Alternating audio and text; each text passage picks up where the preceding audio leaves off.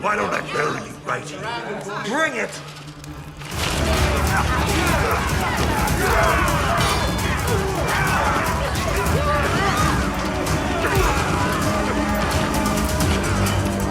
Team Alpha 1 requesting immediate support. Situation not under control. I repeat, situation not under control.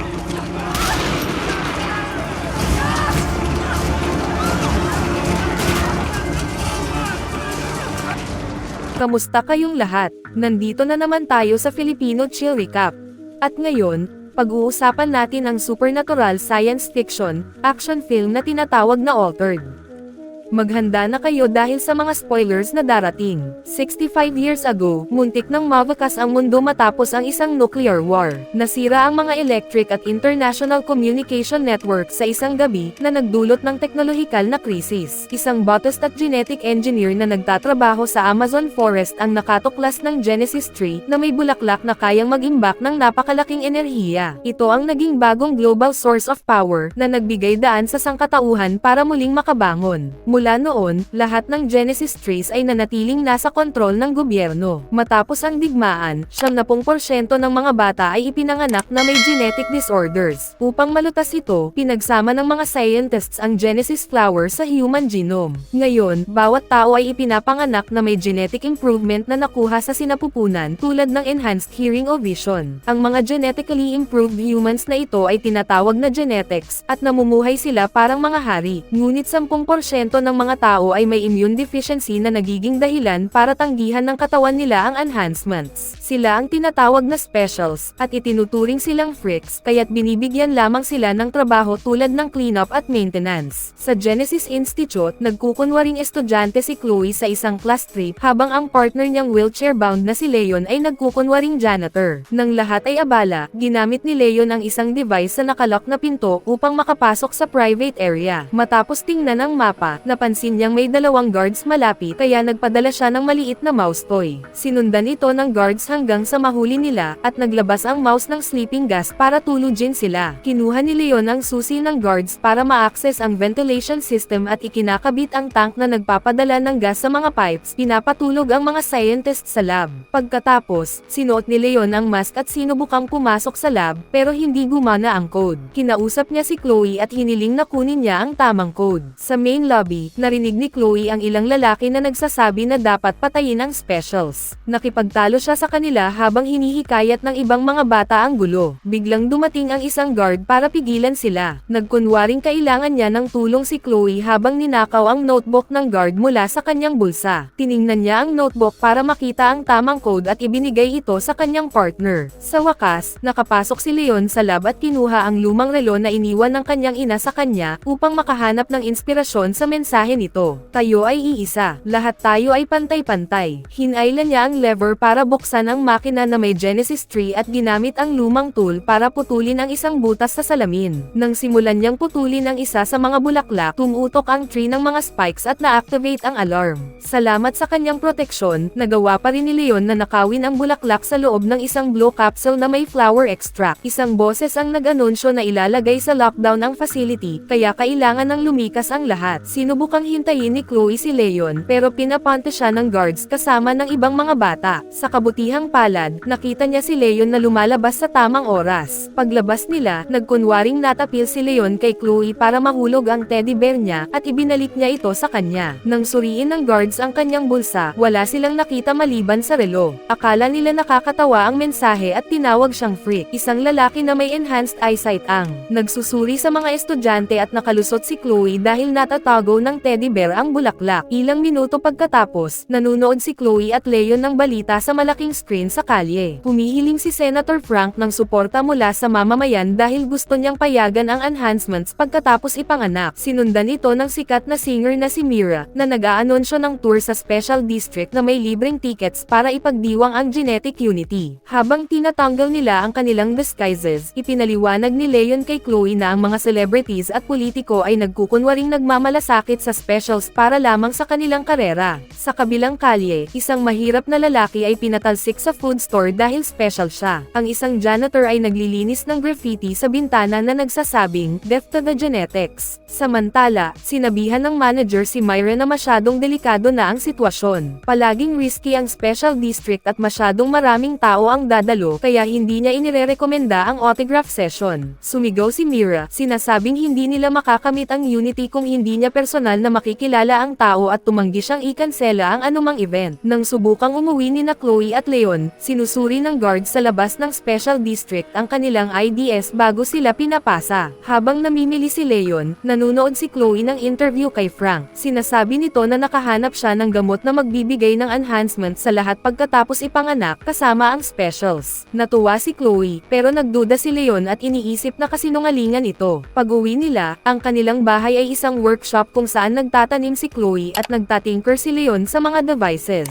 Kinukuha ni Leon ang mga bahagi ng bulaklak na may enerhiya at ini-install sa prosthetics ng iba't ibang disabled specials. Binabayaran sila ng mga kliyente ng sapat para makaraos sa isang araw. Matapos ang lahat ng kliyente, tumanggap sila ng tawag mula sa isang lalaki sa genetic district na desperado sa repairs. Ipinaliwanag ni Chloe na hindi sila gumagawa ng on-site repairs pero tinanggap ni Leon ang trabaho nang marinig niyang triple ang babayaran. Natarante si Chloe dahil ilegal ang ginagawa nila. Pinayuhan ni Leon na hindi siya mahuhuli dahil alam nila ang ruta ng patrols at lahat ng lihim na daanan sa pader para makalusot habang iniiwasan ang checkpoint. Nakapasok ang dalawa sa isang marangyang restaurant kung saan pumasok sila sa backdoor sa tulong ng cook. Ang cook ay special na may mechanical suit na nagbibigay daan sa kanya na gumalaw kahit may kapansanan. Sa parehong oras, pumasok ang gang na kilala bilang anti-genetic sa main door at pinutol ang kuryente. Natapos ni Leon ang repairs sa suit at sinabi ng cook na kailangan niyang imbestigahan, kaya hiniling niya sa dalawa na maghintay para sa bayad. Sinimulang sirain ng gang ang restaurant at bugbugin ang genetics, pinatay ang ilan ng walang awa. Sa huli, puro sirang mesa at patay na katawan na lang ang natira. Nagsimula rin ang gang na mag-graffiti. Bumalik ang cook sa kusina na may sugat at sinabihan sina Chloe at Leon kung ano ang nangyayari bago siya namatay. Sinubukan ng dalawa na umalis pero nakalock ang backdoor kaya kailangan nila ng plano. Hiniling ni Leon kay Chloe na tulungan siyang isuot ang suit ng cook. Ilang minuto matapos nito, pumasok sa kusina ang dalawang gang thugs at nakita lang ang patay na cook dahil nagtatago sina Chloe at Leon. Habang nagga-graffiti, pinag-uusapan nila ang gig bukas at isang malaking plano kinabukasan. May thug na may ilang ideya, pero tinakat siya ng boss gamit ang kutsilyo at pinaalalahanan na sundin ang plano. Isa sa kanila ay nakatapon ng papel at kinuha ito ni Chloe. Nang marinig nilang paparating na pulis, gustong umalis ng mga thugs. Biglang nawala ang kontrol ni Leon sa suit na pilitang tumayo at nahadges siya sa counter. Agad silang hinabol ng dalawang lalaki kaya nakipaglaban si Leon gamit ang mga kaldero at kumukulong tubig. Sa gitna ng laban, gumalaw ang mask ng boss at nakita nila ang kanyang mukha. Naitulak si Leon sa counter at tumalon si Chloe para iligtas siya. Pagkatapos, hinarang niya ang bulaklak para mapalong ang paningin ng kanyang mga kaaway kaya nakatakas sila ni Chloe papunta sa exit. Dahil sa suit, kaya na niyang pilitin ang pinto at sa wakas nakalabas na ang dalawa. Sa labas, nahihirapan si Leon na lumakad sa suit at kailangan siyang tulungan ni Chloe papunta sa isang alley. Dumaan ang mga police cars at sa kabutihang palad, hindi nila sila nakita. Napansin ni Chloe na nasira ang leg ng suit at kailangan pa rin niyang tulungan si Leon para makauwi. Kinabukasan, sakop ng mga reporters ang insidente at inilabas ang larawan ni na Leon at Chloe mula sa security cameras. Naniniwalang bahagi sila ng gang. Humihiling sila ng impormasyon tungkol sa kanila na ipapadala sa pulisya. Sinabi ni Captain Hughes ng Special Forces na ang Special District ay pugad ng krimen at planong raidan nila ito sa lalong madaling panahon. Natakot sina Leon at Chloe dahil nakilala nila siya bilang gang leader. Kinuha ni Chloe ang papel at napansin na flyer ito para sa concert ni Myra na may maliit na mapa. Napagtanto nila na plano ng anti-genetics na umatake sa event at ipakilala ang specials bilang mga mararahas. Nagsimula si Leon na mag-empake para lisanin ang lungsod habang iginiit ni Chloe Chloe na dapat nilang iligtas ang mga tao sa concert. Pinaliwanag ni Leon na wala silang magagawa bilang paraplegic at 12 taong gulang, kaya umiyak si Chloe. Tinawag siyang makasarili at tumakbo palayo. Sinubukan ni Leon siyang sundan pero hindi siya kasing bilis. Sa isang flashback, ipinakita ang teenage Leon na sumisingit sa opisina ng kanyang ama para tingnan ang kanyang file at natutunan na siya ay special. Nahuli siya ng ama sa ginawa niya. Matapos alalahanin ito at tignan ang relo ng kanyang ina, nagpasya si Leon na kailangan niyang kumilos. Ilang oras ang lumipas, bumalik si Chloe at nakita si Leon na nagtatatrabaho sa pagpapabuti ng suit. Tinulungan niya itong isuot at sinubukan ang enhanced movement habang ipinaliwanag na plano niyang dakpin si Hughes para pilitin itong umamin. Kumukuha siya ng mga bagay bilang sandata at ipinapakita ang lakas sa pamamagitan ng pagbaluktot ng metal. Napansin ni Chloe na may bow iris ang suit kaya tumakbo siya sa kanyang mesa para ihalo ang mga chemical agents na magpapaarmas sa suit. Samantala, nagtatanghal si Mira sa concert sa Special District. Nabaliw ang crowd at patuloy na itinutulak ang bakod, kaya kailangan ng guards na itulak pabalik sila. Pagkatapos ng concert, sinubukan niyang sumakay sa bus nang biglang umatake ang guards sa kanyang personal security at manager para patulin sila. Dumating ang mga rebels sa truck at nagsimulang mag-graffiti habang sinabi ni Hughes kay Mira na kumilos ng maayos kung gusto niyang mabuhay. Sa puntong iyon, dumating si Leon suot ang suit at mask para protektahan ang kanyang pagkakakilanlan. Tumalon siya mula sa balcony at sinubukang magbukas ng apoy pero nagdulot lang ang chemicals ni Chloe ng paglaki ng mga halaman sa suit. Natawa ang mga thugs habang ginagamit pa rin ni Leon ang mga halaman. Tinamaan ng gas ang isang lalaki at nahuli ng vines ang isa pa. Habang tumatawag si Chloe kay Mira mula sa ninakaw na sasakyan, nakipaglaban si Leon kay Hughes at sa kanyang mga tauhan ng sabay.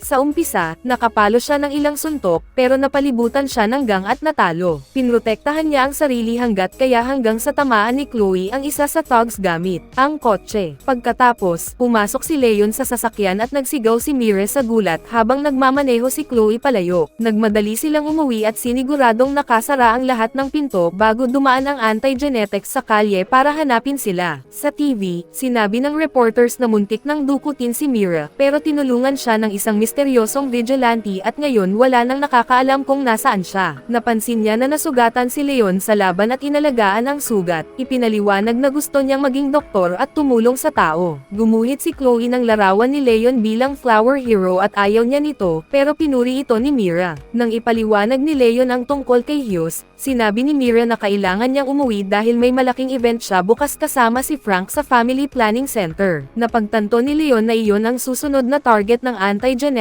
Ngayon si Mira, bukas si Frank. Malamang laban sila sa post-birth enhancement project. Gusto ni Mira na magbigay babala pero pinigilan siya ni Leon. Ipinaliwanag na kasama si Hughes sa pulisya. Sa halip, magpaplano sila. Kinabukasan, pumunta sina Mira at Leon sa Family Planning Center, nagkukunwaring couple na gustong magkaanak. Sinabi ni Mira sa doktor na hindi niya sinabi sa kahit sino ang tungkol sa kanyang partner at walang appointment para iwasan ang atensyon ng media, at kinumbinsi siya ni Leon na ipakita sa kanila ang lugar. Habang naglilibot, nagnakaw si Leon ng ilang unsupervised kiss. Pagkatapos, dinestruct niya ang staff sa pamamagitan ng pag-anunsyo na magtatanghal si Mira para sa kanila, kaya nasa isang silid lang ang lahat. Dumating ang anti-genetics at hinarap sila ni Leon sa lobby. Agad siyang inatake ng thugs, kaya nagpasabog siya ng gas bombs na natunaw ang kanilang mga mask bago lumaban. Sa umpisa, kaya pa niyang ipagtanggol ang sarili, pero nakaka-overwhelm pa rin ang bilang ng kalaban at soon ay natapakan si Leon sa sahig.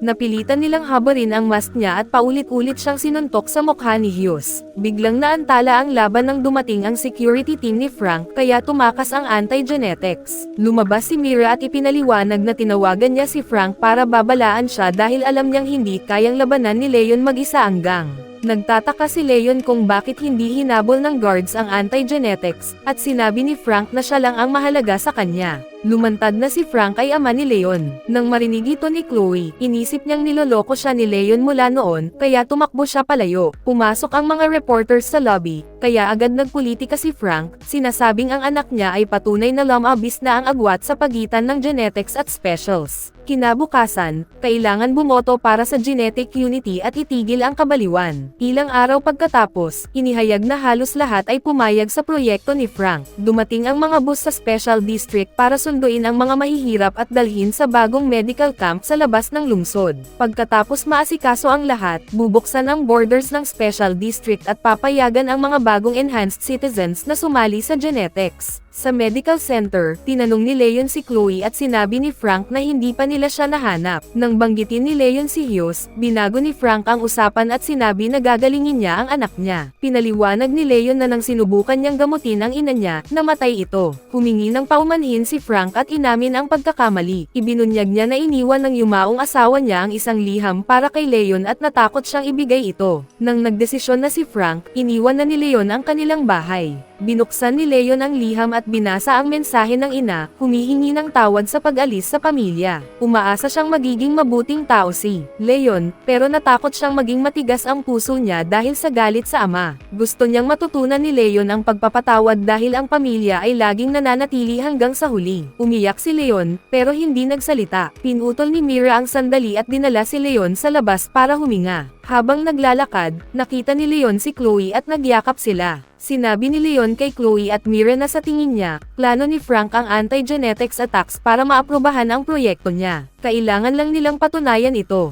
Nagkaroon ng ideya si Chloe at humiram ng camera mula sa isang lalaki na may eye prosthetic. Sa lab, palihim na pumasok si Chloe sa vents para i-record ang lahat. Nakipag-chat si Hughes kay Frank, kinukumpirma na nagtutulungan sila mula noon. Habang sedated ang special, ipinaliwanag ni Frank ang plano. Kinukuha nila ang biomaterial mula sa utak ng donor at hinalo sa variant ng gene modification, lumilikha ng pure essence na ay i-inject sa genetics kahit anong edad. Tinuturing ni Frank ito bilang susunod na hakbang ng human evolution at interesado lang sa pagpapagaling ng anak niya. Wala siyang balak tulungan ang specials at gusto lang sila para sa harvesting ng biomaterial. Ilang sandali lang, pinatugtog ni Chloe ang recording sa mga tao sa tents. Umiiyak si Mira at humihingi ng paumanhin sa specials, sinasabing hindi niya alam ang plano. Inuulit ni Leon ang mensahe ng ina tungkol sa unity at hinikayat ang lahat na lumaban. Kailangan lang niya ang suit. Sa kabutihang palad, nakuha ni Chloe ang kiss sa storage. Kinabukasan, dumating si Frank at mga nurses sa kwarto ni Leon para sa procedure. Ipinakita ni Leon na suot niya ang suit sa ilalim ng kumot at mabilis na nasa coat ang ama bago nakawin ang essence injection mula sa nurses. Sinubukan ni Frank na kumbansihin ang anak na ginawa niya ito para sa kanya, pero tinawag siya ni Leon na halimaw at umalis. Pagkatapos ay lock si Frank sa kwarto, kumuha si Leon ng amo mula kay Chloe at dali-daling pumunta sa security room. Nakipaglaban siya sa dalawang guards at naibaba sila, pero isa sa kanila ay napindot ang alarm button bago mawalan ng malay. Kinonekta ni Chloe ang camera sa computer para ipadala ang footage sa pulis, pero aabutin ng 5 minuto. Bago umalis si Leon sa laban, hinalikan siya ni Mira. Dumating si Hughes kasama hanggang sa tent area. Agad silang sinalubong ni na Leon at specials para sa malaking labanan. Armas ng specials ay ordinaryong gamit tulad ng kaldero at tubo, pero dahil sa dami nila, kaya nilang makipagsabayan sa patas na laban. Pinapagana rin ng suit ni Leon ang mabilis na galaw at kayang labanan ang maraming kalaban sabay-sabay. Sa kasamaang palad, tumawag si Hughes ng backup at dumating ang mas maraming armado. Habang maraming specials ang natatamaan ng bala, nakikipaglaban si Leon kay Hughes isa sa isa. Matapos ang ilang laban, nadapa si Leon at napilitan tumakas. Sa security room, hinawakan ng isang lalaki si Mira sa leeg at hindi kayang tulungan ni Chloe. Sa kabutihang palad, isang special ang dumating at tinulungan siya bago huli na. Sa puntong iyon, na-upload na ang footage at nakontak ni Chloe ang pulis. Bumalik kay Leon, desperado siyang gumapang papunta sa lab, pero sinundan siya ni Hughes at patuloy na binubugbog sa paligid ng mga mesa at control panel. Ginamit ni Leon ang pagkakataon para buksan ang makina ng Genesis tree at pinaputok ang projectile sa salamin para mabasag.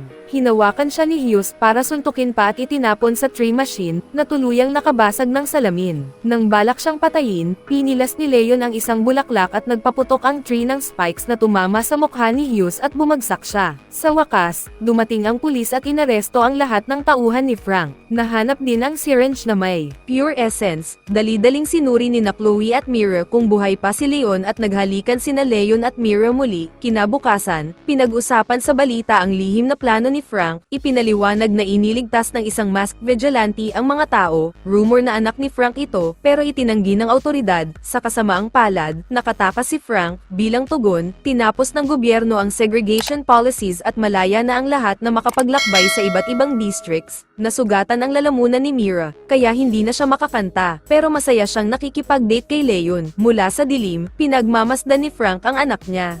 Bago tayo magtapos ay isa shoutout muna natin si John G. Joseph Lee, Kevin De Gia, Dimzon Family, Zosima Bolaño, Jomar Tamanian, Anthony J.R. Aguilos from Davao City, Eva Barbasa from Bacolod City Barangay Singkang Airport, Eder Secreto from Kabangkalan City Barangay Pinaginpinan, Ethan Cambia from Lapu-Lapu City, Jesny Vergara from POV Corpus Masbate, Bando Vlog from Marinduque, at Yali Garcia from Lapu-Lapu City. Mag-subscribe na kung hindi ka pa nakasubscribe, pindutin na rin ang notification bell at like button para sa marami pang movie recap katulad nito, at mag-iwan ng comment down below. And as always, thank you for watching.